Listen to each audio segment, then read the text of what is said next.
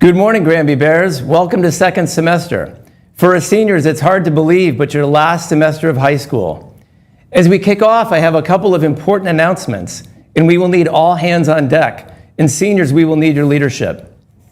First, as I always want to say, I am deeply proud of you for all of your hard work this year and into your midterms, for all the great things that you accomplish in our classrooms, on our fields, our courts, our stage, and mostly for all the ways in which you show what it means to be Granby Bears, in the little ways and the big ways, like some of those depicted here. As I mentioned the other day, before our long weekend in honor of Martin Luther King, one of my favorite of his sayings is, "Character is what you do when no one is watching." And I know many of you reflect that each and every day. As I always say, our core values aren't just words on banners, but truly what it means to be Granby Bears. Secondly, I want you to know that we listen and we care. Behind me is the GMHS schedule. Wait a second, Mr. Gaeta, this looks wrong. This looks like 4 minutes of passing time. Surprise!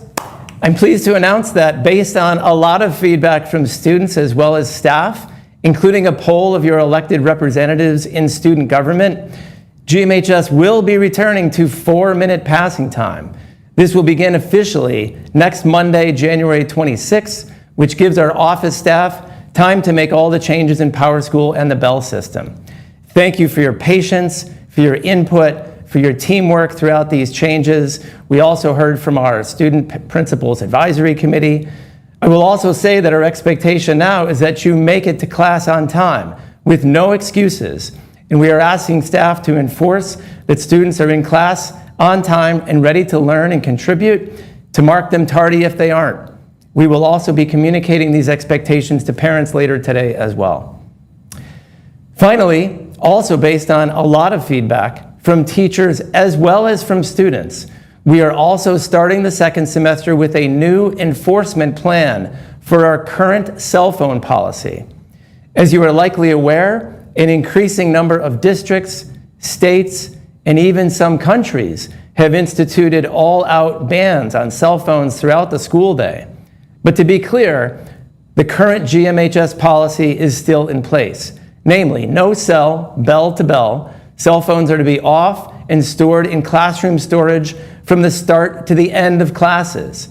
I'm sure you are also aware of the rising concerns that have been behind these wider bans, including distractibility, negative interactions, increasing anxiety and addiction, and other significant impacts on the mental health and academic well-being of students.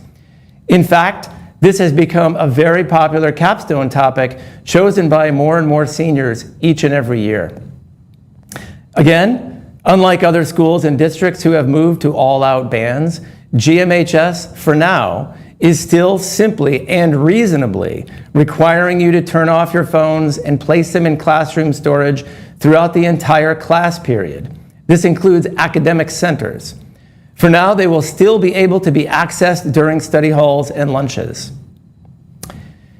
The only new thing here is that to help facilitate, we are activating a new system of accountability with increasing consequences for infractions, including parent involvement, as well as incentives through contests and rewards for classes with the fewest infractions. We will also be communicating with parents about these expectations, and we will be officially launching these consequences on Monday. Today, you will receive through email our updated policy, and we will also be sending surveys to solicit your input around digital wellness.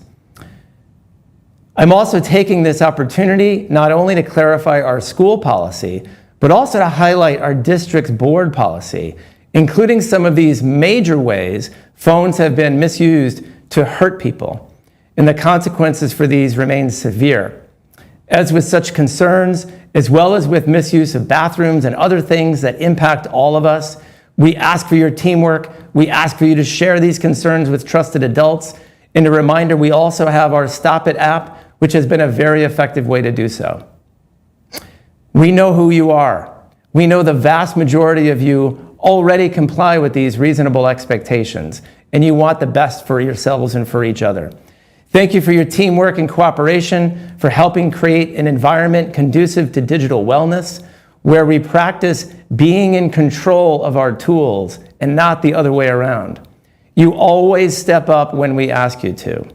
Thank you also for your respectful attention, for being great Granby Bears. Stay tuned for further principal broadcasts, and have and make a great day and second semester GMHS. Let's go.